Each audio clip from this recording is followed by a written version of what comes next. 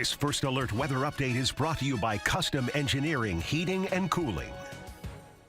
Good Wednesday evening, Mid-Michigan. Chief Meteorologist Chris Easlick with your Wednesday forecast update. Winter storm watch is in place for the entire TV5 viewing area. Issued this afternoon, these will be upgraded or changed as we head into late Thursday or early Friday. We will let you know when that happens. We expect most of these to be changed to winter storm warnings, but the areas that we're watching, Genesee, Lapeer, parts of Tuscola, and also Sanilac County, we'll see if there's a different decision made here because of the possibility of rain being involved and potentially less snow.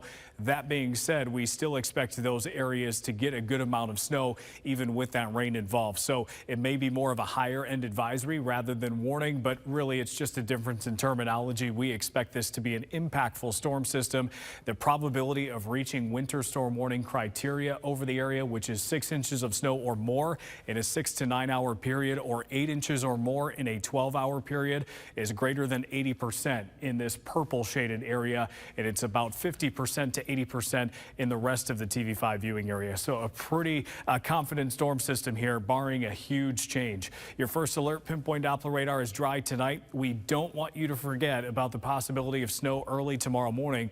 A clipper system out to the west will quickly move across the area early in the day Thursday, bringing another 1 to 2 inches of snow in some of our areas. And it looks like the possibilities there, some of us can get close to 3 in our northern counties, but this should not be a big deal. This is pretty typical Michigan winter here. It's the problem that it's coming during the morning commute that we think could be a little dicey. Your hour-by-hour forecast shows by the morning commutes we start to see that snow become more widespread. If you're taking your travels around 4 or 5 o'clock, depending on your location, you might be okay, but things will pick up through the morning. They'll likely continue in widespread fashion through about lunchtime, and then the system moves away, and that's that. We may have a flurry or light snow shower for the afternoon, but for the most part, we are dry. Now, we'll likely start the day dry on Friday, but this is only the current timing, so we'll see how this fluctuates the next couple of days. But then snow will gradually move in scattered waves at first through the day on Friday before a more pronounced widespread snow moves in during the evening hours. I think once things really get established around 6 or 7 o'clock, you're likely going to start seeing inch-per-hour snowfall rates or even a little bit greater than that, assuming this plays out as expected. If you have Friday evening plans, I would probably just reconsider them to be on the safe side.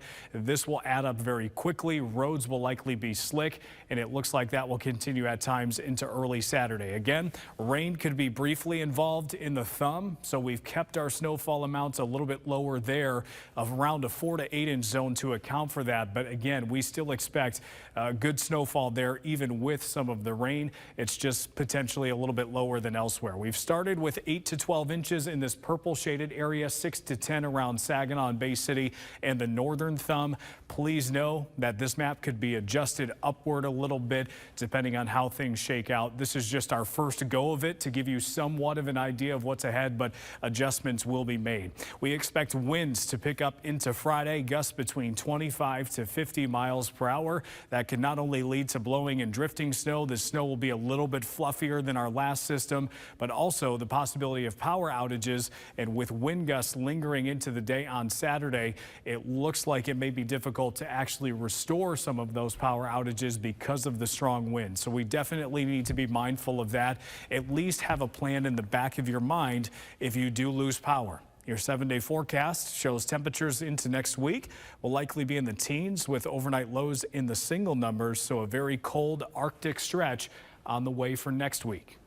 Stay with WNEM TV5 on air, on the go, and online for more news and weather updates.